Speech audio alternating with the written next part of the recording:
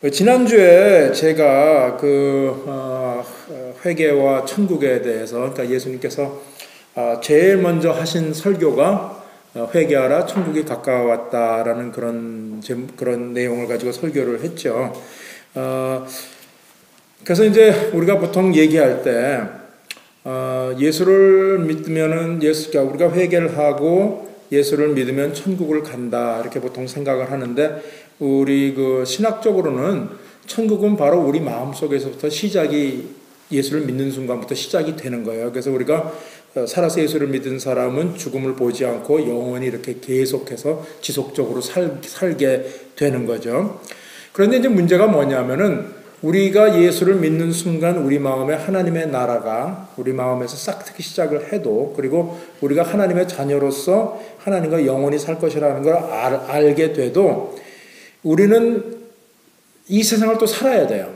그리고 이 세상 사람들은 하나님을 모르기 때문에 우리로 하여금 될 수 있는 대로 하나님께로부터 멀어지게, 자기네랑 같이 비슷하게 살기를 원해요. 그러니까는 학교 다닐 때도 그런 거 니네들 있잖아. 예를 들어서 너 혼자 이렇게 정직하게 살라 그러면은 잘난 척 한다 그러고, 너만 왜 그러냐 그러고, 그런 거 요새는 안 그래? 우리 때는 이제 잘난 척 한다고 난체라는, 어느 학교 나가든지 난체라는 별명을 가진 애가 하나씩 있었는데, 그래서 우리가 이 세상을 믿는 사람답게 살 수밖에 없는데, 그렇기 때문에 우리는 죄도 짓게 되고, 또 우리는 하나님께서 원하시는 것하고 또 멀리, 왜냐하면 세상에서 우리에게 하라고 하는 게 항상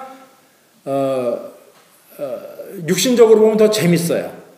그러니까 거짓말도 가끔 하면서 이렇게 친구들도 골려주고 왕따도 시키고, 자기가 왕따를 당할 땐 싫지만은 그래야 재밌는 것처럼. 그래서 세상을 그렇게 살다 보면은 세상에서는 자꾸 우리로 하여금 하나님께서 원하시는 대로 살지 못하게 하고, 그리고 또 우리가 하나님께로 살라고 그럴 때 우리를 방해하고 우리를 괴롭히고. 그래서 제가 생각하기에 우리 믿는 사람이 하나님의 자녀답게 이 세상을 살 수 있다면은 그것 자체가 하나님의 은혜예요. 은혜라고 하는 말은 뭐예요? 은혜가 뭔지 알아요? 은혜라고 하는 거는 우리가 노력을 하지 않았는데 우리한테 주어지는 것. 그걸 은혜라 그래요. 그러니까 내가 그런 거를 영어는 deserve라 그러는데, 내가 그런 거를 받을 만한 그와 같은 자격이 안 되는데 내게 주어진 것. 그것이 은혜예요. 그리고 은혜에는 항상 용서라는 그런 개념이 같이 들어가 있어요.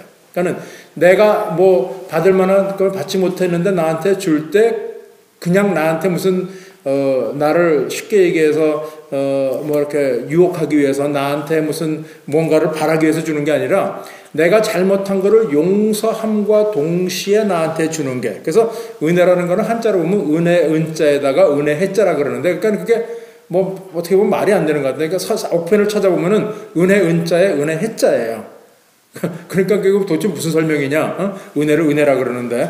그래서 은혜라고 하는 것에는 항상 용서가 있어야 되고, 내가 받을 수 없는 것을 나한테 주신 것. 그 다음에 은혜에는 대가가 또 따라 붙으면 은혜가 아니에요.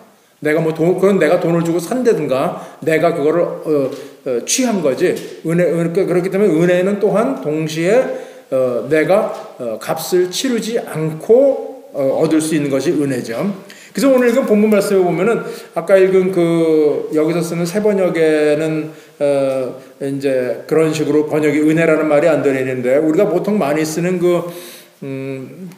개역판에 보면은, 주를 두려워하는 자를 위하여 쌓아두신 은혜, 곧 죽게 피하는 자를 위하여 인생 앞에 베푸신 은혜가 어찌 큰지요.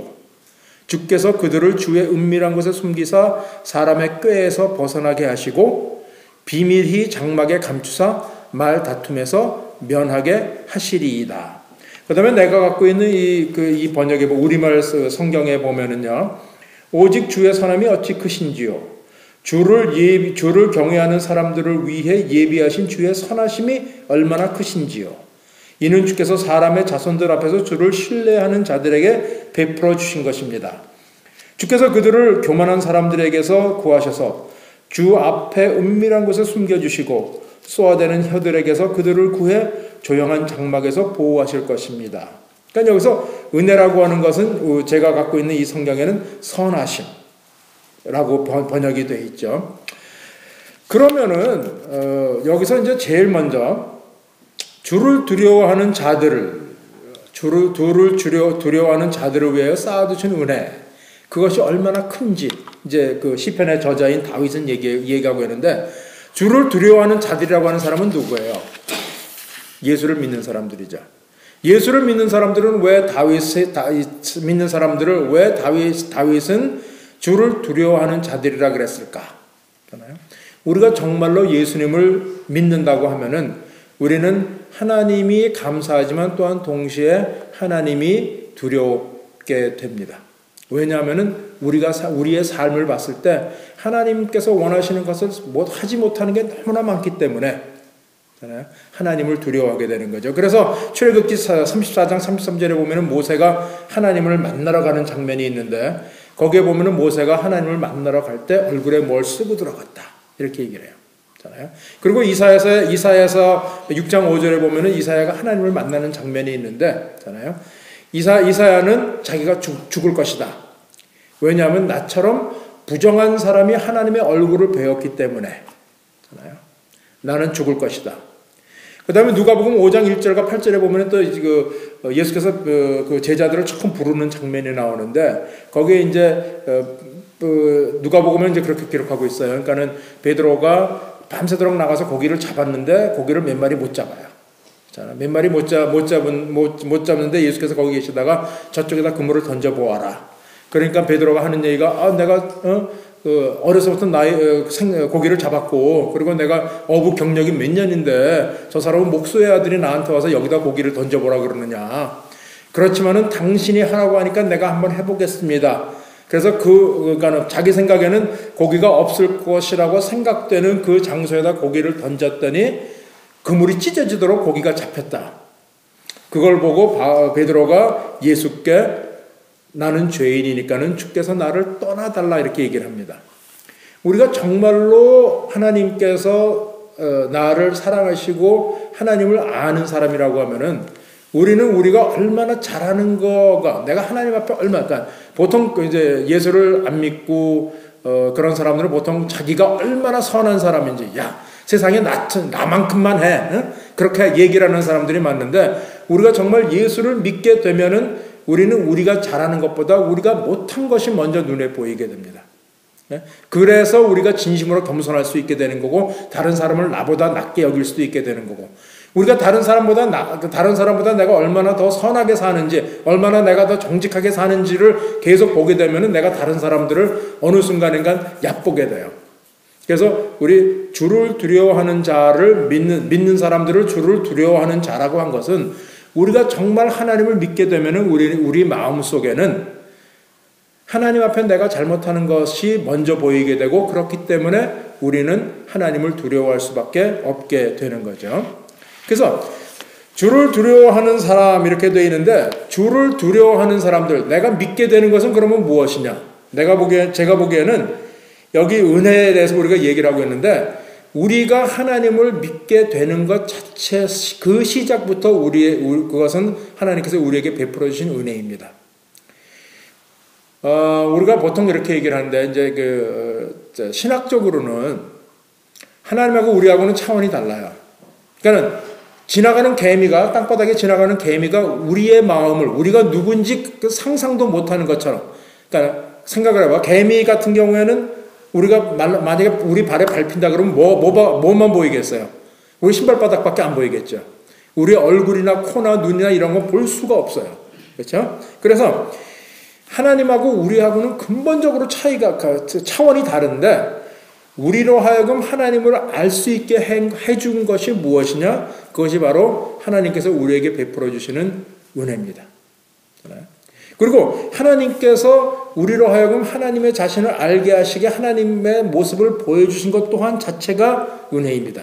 그렇기 때문에 우리가 보통 얘기할 때 내가 예수를 믿게 된 것은 내가 잘나서, 내가 하나님을 잘 찾아서, 내가 하나님 눈에 보이기에, 그러니까 눈에 띄게 아주 뛰어난 삶을 살아서 그런 것이 아니라, 하나님께서 먼저 내게 오셔서 하나님께서 나를 이끌어 주셨기 때문에, 우리가 예수를 믿게 된 것이라 하는데 그것이 은혜라는 거죠. 그래서 에베소서 2장 8절에 보면은요, 에베소서 2장 8절과 9절에 보면은 너희는 그 은혜를 인하여 믿음으로 말미암아 구원을 받았으니 이것은 너희에게서 난 것이 아니요 하나님의 선물이라. 행위에서 난 것이 아니니 이는 누구든지 자랑하지 못하게 하려 함이라. 구원이 행위에서 나지 않았다는 말이 뭐예요?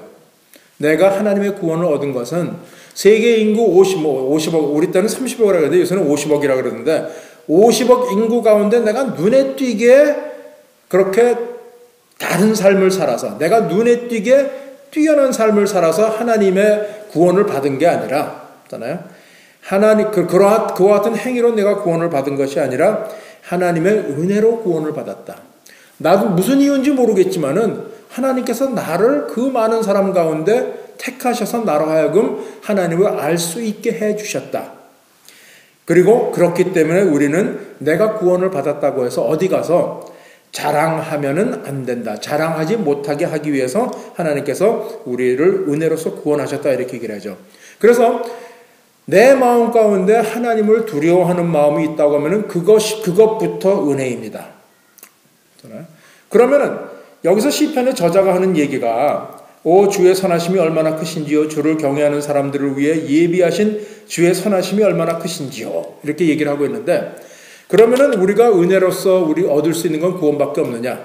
오늘 시편의 저자는 우리가 구원을 받았기 때문에 받을 수 있는 은혜의 그 선물에 대해서 얘기를 하고 있습니다.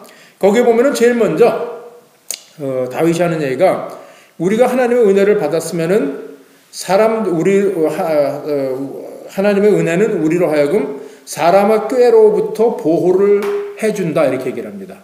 사람의 꾀라는 게 뭐예요? 사람의 꾀. 여기 오늘 그 개역 성경은 사람의 꾀라고 돼 있고 여기 보면은 제가 갖고 있는 이 성경에 보면은요, 이는 주께서 사람들의 자손 앞에서 주를 신뢰하는 사람들에게 주신 것입니다. 그리고 그들은 교만한 사람들에 대하여 구해 주셔서 은밀한 것을 숨겨주시고 이렇게 얘기를 하는데 하나님께서 우리로 하여금 하나님의 그러니까 사람들의 꾀로부터 보호하게 해주셨다고 하는 말은 우리로 하여금 하나님으로부터 멀어지게 하는 그와 같은 모든 것들로부터 일단 하나님의 은혜는 우리를 보호해 주세요. 그래서 우리가 예수를 믿으면서 우리가 항상 생각해야 될 것은 내가 예수를 믿긴 믿는데 왜 이렇게 세상적으로 계속해서 세상적으로만 흐를까? 이렇게 생각을 할 때 하나님께서 나를 지켜주시겠다고 약속하신 그 말씀을 생각을 하기 바랍니다. 여기 보면 하나님께서는 분명히 우리로 하여금 하나님의 은혜는 우리를 사람들의 꾀로부터 보호해 준다. 근데 사람들의 꾀라는 게 얼핏 보면 굉장히 좋은 것 같은데 우리가 세상을 이렇게 오래 살아보면은 그것만이 전부가 그것이 우리를 행복하게 하지만은 않는다는 것을 알게 돼요. 그리고 우리가 하나님의 꾀를 사람의 꾀를 이렇게 따르다 보면은 우리가 결국은 사람들이 우리에게 원하는 것을 할 수밖에 없습니다. 예를 들자면은 우리 학생들이 있으니까는 시험 볼 때 다른 사람 문제를 베끼는 것은 옳지가 않다. 그거는 다 하나님께서 우리한테 가르쳐 주는 거죠. 그거는 쉽게 해서 이제 우리 때는 부정행위라고 그러는데 부정행위니까는. 그런데 옆에 보니까 친구들은 탁 하고서 뭐 손바닥에도 쏘고 뭐 여기도 쏘고 막 이렇게 해서 잘한다. 그게 이제 사람들의 꾀죠. 그러니까 쟤는 정말 꾀가 많아서 시험 볼 때 공부를 많이 안 하고도 점수가 항상 좋다. 네, 그렇게. 근데 우리가 그렇게 하는 것이 그러면은 결과적으로 나한테 좋으냐? 제가 보기에는 그렇지 않는 것이 그 세상의 이치다 이런 얘기죠. 그래서 우리가 하나님의 은혜로서 제일 먼저 받는 것이 구원 이후에 받는 것이 무엇이냐? 사람들의 꾀로부터 우리가 자유로울 수 있게 해주는 겁니다. 두 번째로 하나님께서는 그러면은 사람의 꾀로부터 어떻게 보호를 해주시냐? 오늘 말씀에 보면은 은밀한 곳에 우리를 숨겨주신다 이렇게 얘기를 하고 있습니다. 그러면 은밀한 곳이라고 하는 것은 어디냐? 잖아요. 오늘 세번역에 보니까는 여기서 사용하는 세번역에 보니까는 은밀한 곳을 하나님의 날개 아래 이렇게 얘기를 했는데, 은밀한 곳이 되기 위해서는 가장 기본적인 조건이 뭐냐? 나하고 그 은밀한 곳을 가르쳐준 두 사람만 알아야 돼요. 생각하세요. 세상 모든 사람이 다 알고 있는 것이 은밀한 곳이에요? 아니죠. 잖아요. 은밀한 곳이 되려고 하면, 은밀한 곳이기 위해서는 은밀한 곳이라고 나한테 가르쳐준 사람과 나만 알아야 그곳이 은밀한 곳입니다. 즉 하나님께서는 세상 사람들은 모르는, 다른 사람들도 모르는, 잖아요. 하나님과 나만이 아는 그곳에 나를 숨기셔서 세상 사람들의 꾀로부터 나를 보호해 주십니다. 잖아요. 그것을 그 새 번역에서는 하나님의 날개 아래 보호해 주신다 그랬고, 잖아요. 그리고 그 은밀한 곳이라고 하는 것은 또 어떤 특징이 있냐면은, 어떤 사람이 은밀한 곳을 가르쳐 줬을 때 그것을 가보지 않은 사람은 그것이 얼마나 은밀한지를 몰라요. 이것이 아무리 은밀하다고 얘기를 해도 그곳을 가보지 않고는 은밀한 곳을 알 수가 없습니다. 예를 들어서 친구들이 니네들한테 너 저기 비밀을 가르쳐 줄 때잖아요. 그 비밀이라고 하는 것은 뭐예요? 그러니까 은밀한 것은 비밀스러운 것인데, 비밀은 뭐예요? 나하고 걔만이 아는 것. 그렇지만 그 비밀이 내게 되기 위해서는 그 다음에 또 어떻게 해야 돼요? 내가 그 비밀을 믿고 그거를 해봐야 그게 비밀인지를 아는 겁니다. 그래서 하나님께서 우리를 어떻게 해서 세상 사람들의 꾀로부터 우리를 벗어나게 하느냐? 우리를 하나님과 나만이 아는 그곳에 숨겨주심으로써. 그래서 우리가 신앙이라고 하는 것은 굉장히 개인적인 거예요. 다른 사람이 이런 것이 이게 최고다 저게 최고다 아무리 얘기를 해도 결과적으로는 신앙이라고 하는 것은 나와 하나님과의 관계예요. 우리가 목사님 앞에서는 신앙이 좋은 척 할 수도 있지만은 내 신앙이 하나님과 얼마나 가까운지는 하나님과 나만이 압니다. 또 어떤 사람을 봤을 때, 저 사람은 왜 저렇게 살까? 이렇게 하지만은 그 사람이 하나님과 얼마나 가까운지는 그 사람과 하나님만이 아는 거죠. 그리고 어떤 사람이 하나님께서 은밀한 것을 숨기심으로 인해서 세상의 꾀로부터 보호를 받을 수 있을 때, 저 사람은 어떻게 저렇게 할까? 그것도, 그 방법도 하나님만이 아는 거죠. 그리고 그 다음에 이제 세 번째로, 그러면 하나님께서 우리를 어떻게 은밀한 곳에 어떻게 우리로 하여금 세상 사람들의 꾀로부터 보호해 주시느냐? 또 거기 보면은 무슨 얘기라고 하냐면은 그러니까는 그 장막의 감춘다 이렇게 얘기를 하고 있어요. 제가 지난주에 장막이라는 데는 뭐라 그랬어요? 장막이라는 것은 하나님의 영이 계신 곳이죠. 그래서 아무나 들어갈 수가 없는데요. 근데 장막이라고 하는 것 또 한 가지의 의미는 뭐냐면은 어떠한 그 당시에 이제 이스라엘 사람들이 거주하던 것도 장막이에요. 잖아요.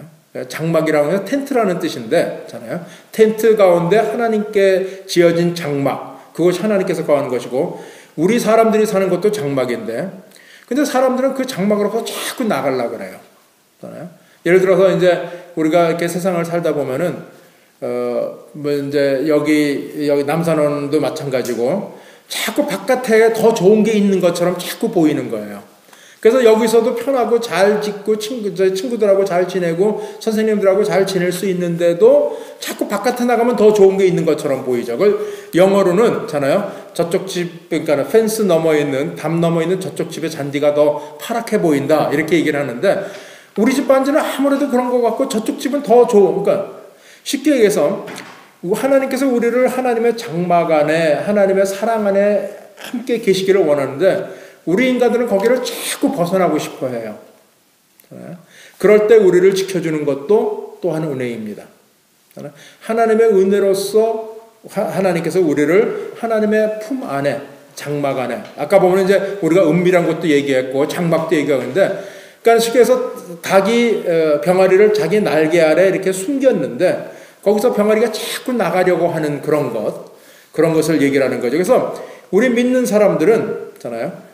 그러니까 사람들의 꾀로부터 우리가 자유로울 수 있는 것이 또 한 가지 방법이, 하나님께서 우리를 자기 장막 안에 함께 거하게 하시기 때문에 그렇겠다. 그러면 우리가, 하나님께서는 결국은 우리를 무엇으로부터 구원을 해주시라 그러느냐. 여기 보면 20절에 보면은요. 주께서 그들을 주의 은밀한 곳에 숨기사 사람의 꾀에서 벗어나게 하시고 비밀이 장막에 감추사 몰하게 한 데서 결국은 말 다툼에서 면하게 하시리라. 내가 읽은 이 성경에 보면은 쏘아대는 혀들에게서 이렇게 얘기를 하고 있는데, 말다툼이 뭐예요? 말다툼.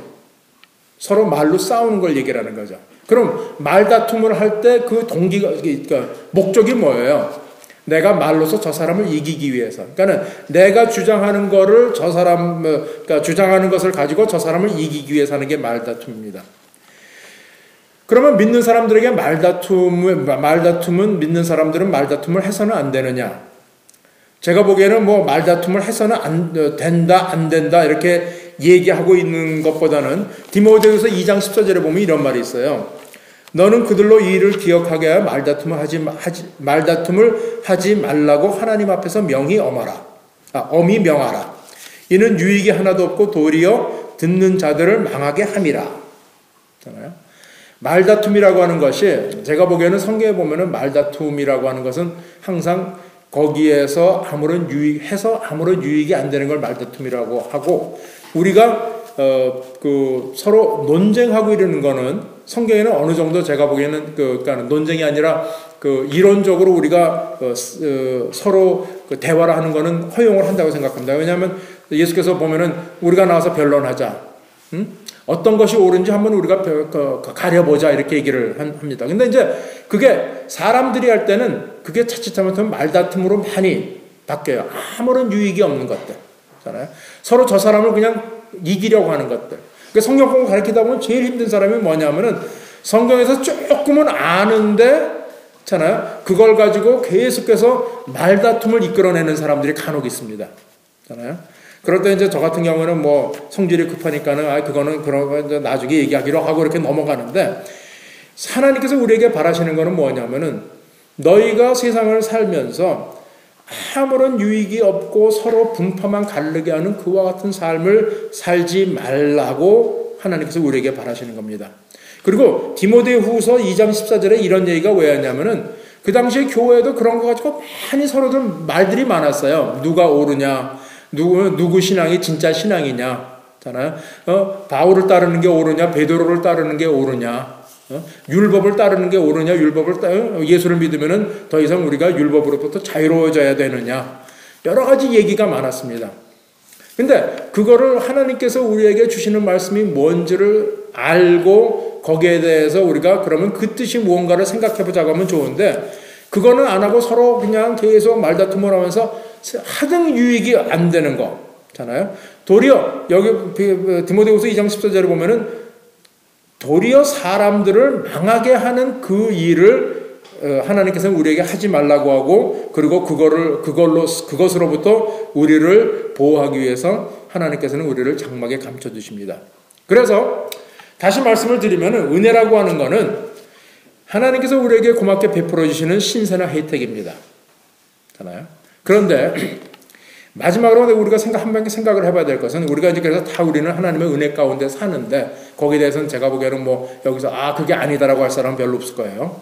그러면 하나님께서 우리에게 베풀어 주시는 은혜 가운데 사는데, 인간의 또 약점 중에 하나가 뭐냐면은 뭐든지 이렇게 거저 베풀어 주면은 그거를 남용하는 그런 인간의 특성이 있습니다.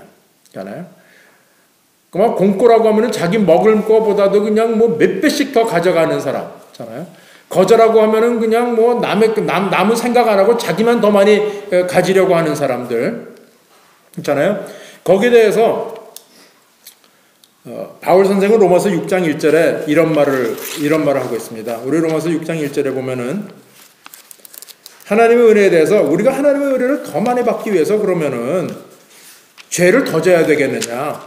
은혜라고 하는 것은 하나님께서 우리에게 용서해 주시면서 거저 주는 건데, 그러면 우리가 하나님의 은혜를 더 많이 받기 위해서 그러면 죄를 더 많이 지면 되겠네. 그러면 용서를 더 많이 받고 은혜를 더 많이 받을 테니까는. 은혜라고 하는 것이 하나님께서 주시는 것이고, 은혜를 받으면 받을수록 좋기 때문에, 그러면 우리가 은혜를 받기 위해서 죄를 더 많이 짓는 것에 대해서는 어떻게 생각하십니까? 이렇게 얘기를 합니다. 그러니까 로마서 6장 1절에 보면은 그러면 우리가 무슨 말을 해야겠습니까? 은혜를 더하게 하려고 죄 가운데 머물러 있어야 되겠습니까? 있잖아요. 그 다음에 9절 같은 데 보면은요, 9절, 10절, 11절에 보면은 우리가 알기로 죽은 사람 가운데서 살리심을 받은 그리스도께서는 다시 죽지 아니하시고 죽음이 더 이상 그분을 지배하지 못합니다. 그리스도께서 죽으신 것은 죄에 대해서 단번에 죽으신 것이요. 그분이 사시는 것은 하나님에 대해서 사시는 것입니다. 그리스도께서 죽으신 것은 이와 같이 여러분도 자신을 죄에 대해서는 죽은 자여 하나님께 대해서는 그리스도 예수 안에서 산 자로 여기십시오. 또 13절에 보면은 또한 여러분은 여러분의 지체를 불의의 무기로 죄에게 내어주지 말고 오직 죽은 자 가운데서 다시 사신 자처럼 여러분 자신을 하나님께 드리며 여러분의 지체를 의의 무기로 하나님께 드리십시오. 이렇게 얘기를 하죠. 즉 다시 말해서 우리가 그러니까는 죄를 지면은 하나님께서 더 많이 용서를 해주시고 계속해서 은혜를 주실 테니까는 은혜를 받기 위해서는 그러면 계속해서 죄를 지으면서 살면 되지 않겠느냐? 그러면 하나님의 은혜는 계속 내려올 거니까는. 그 말은 즉 다시 말해서 뭐랑 똑같으냐 하면은요. 옛날에 그런 얘기 아요? 3년고개라는 얘기 알아요? 국민학교 책에 나왔던 3년고개 얘기가 뭐죠? 니네들 요새도 그 교과서에 3년고개라는 얘기 나오니? 몰라? 그럼 내가 재밌는 얘기 해줄게. 옛날에 어떤 할아버지가 있었는데 어떤 점쟁이가 와서 당신이 이제 3년밖에 못 삽니다. 그랬어. 근데 그 할아버지는 건강했는데 그 소리를 듣자마자 난 3년 후에 죽겠구나. 그래서 정말 죽을 사람이 다 됐어. 알아요? 그러니까 어떤 조그만 애가 왔고 할아버지 3년밖에 못 산다 그러죠. 그게 이제 그 전에 그런 얘기겠다. 3년 고개에서 그 할아버지가 넘어졌어. 그러니까 3년 고개라는 거는 고개에서 넘어지면 3년밖에 못 사는 고개인데 할아버지가 어디를 갔다 오다 거기에서 넘어졌어. 그러니까 점쟁이가 와서 그런 게 아니라 넘어지니까는 그 할아버지가 생각이 내가 3년 고개에서 넘어졌고 세상 사람들이 얘기하기에 거기서 넘어지면 3년밖에 못 산다고 그러는데 나 큰일 났다. 그러니까 그때부터 걱정을 막 하기 시작해갖고 정말 거의 죽게 됐어. 그러니까 어떤 조그만 애가 와갖고서는 그 할아버지한테 할아버지 3년 고개에서 3년밖에 못 산다 그러면은 한 번 넘어지면 3년 살고 두 번 넘어지면 6년 살고 세 번 넘어지면 9년 살고 한 100번 넘어지면 300년 살지 않아요. 그렇게 얘기를 했다고. 무슨 얘기인지 알겠어? 들어봤어요. 그러니까 그 할아버지가 그 다음부터 3년 고개 가서 계속해서 굴르는 거야. 한 번 넘어지면 3년 살고 두 번 넘어지면 6년 살고 세 번 넘어지면 9년 살고 한 10번 넘어지니까 30년은 더 살겠구나. 20번 넘어지고 한 60년은 더 살겠구나. 그러니까 그 말처럼 하나님의 은혜라고 하는 것이 우리가 죄를 지면은 내려주신 거니까 나는 계속해서 죄를 짓고 그러면 계속해서 하나님은 나한테 올 것이고 나는 하나님의 은혜로부터 내가 벗어날 염려가 하나도 없고 사람들은 걱정을 하는 거죠. 정말 하나님의 은혜가 나한테서 떨어지면 어떡하느냐. 근데 바울 선생이 우리한테 하는 얘기는 죄라고 하는 것은 일단 지면은 안 되는 거다. 그 예수 그리스도께서 우리 죄 때문에 십자가에 달려 돌아가셨는데 우리가 죄를 계속해서 진다고 하는 것은 그분의 죽음을 헛되이 하는 것이다. 그리고 하나님의 은혜라고 하는 것은 우리에게 하나님께서 영원히 주시겠다고 약속을 하셨기 때문에 우리는 죄를 지어서 하나님의 은혜를 계속해서 받겠다는 그와 같은 어리석은 생각을 하지 말아라. 그 대신에 우리가 조금 전에 읽은 디모데후서 2장에 보면 디모데후서 2장 1절부터 3절까지 보면은 우리는 그 대신에 하나님의 고난에 동참을 해야 된다 이렇게 얘기를 하고 있어요. 은혜 가운데 사는 우리는 하나님께서 우리가 받을 수 없는 그와 같은 것들을 우리에게 주셨습니다. 그렇기 때문에 우리는 세상 사람들의 꾀에 속지 않아도 행복할 수 있고 세상 사람들이 살라고 하는 대로 살지 않아도 우리는 이미 풍요로운 사람들이죠. 그리고 하나님께서는 우리로 하여금 그와 같은 그 세상 사람들의 여러 가지 말로서 서로 그냥 시간 허비하고 다른 사람 괴롭히고 다른 사람들에게 상처 주고 또 내가 상처를 받고 하는 것으로부터 우리를 보호해 주시고 계십니다. 그렇게 우리가 그런 보호를 받은 사람들이라고 하면은 디모데후서 2장 1절부터 보면은 그러므로 내 아들아 그대는 그리스도 예수 안에 있는 은혜로 굳세어라. 우리가 하나님께로부터 우리가 받을 수 없는 그 같은 은혜를 받은 사람이라고 하면은 우리는 자신 있게 살아야 됩니다. 내가 어떠한 삶을 살더라도 하나님께서 내가 하나님의 말씀 가운데 하나님의 뜻 가운데 있으면은 하나님께서는 나와 함께 해 주실 것이다 라는 그와 같은 자신감을 가지고, 그리고 그대는 많은 증인 앞에서 내가 말한 것을 들었으니 이 일을 신실한 사람들에게 맡겨라. 그러면 그들이 또 다른 사람들에게 가르칠 수 있을 것이다. 그대는 그리스도 예수의 선한 군인답게 함께 고난을 받아라, 이렇게 얘기합니다. 그럼으로써 우리가 은혜 가운데 우리가 사는 사람들이라고 하면은 우리는 예수 그리스도께서 아무 잘못도 없이 나의 죄를 위해서 돌아가신 것처럼 우리가 우리 주위에 아직까지 예수 그리스도를 모르고 고통 가운데 사는 사람들을 위해서 우리가 내 자신을 바치고 그들의 고난에 동참할 수 있는 그와 같은 용기가 우리에게 있어야 됩니다. 우리 은혜 가운데 산다고 생각하는 우리에게 하나님께서 우리에게 계속해서 해주시는 말씀은 내 은혜는 너희와 영원히 함께 있을 것이다. 즉 다시 말해서 내가 지금부터 영원히 너와 함께 있을 것이라고 하나님께서 해주실 때 그 말은 곧 하나님께 은혜가 우리에게 영원히 함께 있겠다는 얘기죠. 우리가 그와 같은 은혜를 받은 사람답게 이 세상을 자신 있게, 또 그리고 그와 같은 은혜를 받았기 때문에 우리가 우리보다 어려운 사람들을 위해서 살 수 있는 우리가 되기를 바라겠습니다. 우리 다 같이 기도하십시오.